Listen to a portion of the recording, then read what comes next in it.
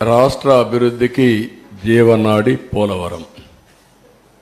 రాష్ట్రానికి రెండు ప్రధానమైనటువంటి ప్రాజెక్టులు, ఒకటి అమరావతి, ఒకటి పోలవరం.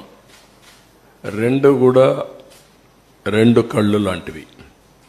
ఈ రెండు ప్రాజెక్టులు కానీ మనం పూర్తి చేసుకుంటే విభజనలో జరిగిన అన్యాయాన్ని కానీ మనం ఏ విధంగా నష్టపోయామో ఆ నష్టాన్ని పూడ్చుకునే అవకాశం ఉంటుంది. పోలవరం ప్రాజెక్టు కూడా విభజన చట్టంలో నేషనల్ ప్రాజెక్టు చేసి కేంద్రం నిధులు ఇవ్వడానికి ముందుకు వచ్చినటువంటి ప్రాజెక్ట్ ఇది. నదుల అనుసంధానానికి గుండె పోలవరం. ఇటువంటి పోలవరానికి జగన్ ఒక శాపంగా మారాడు. ఏ విధంగా శాపంగా మారాడు?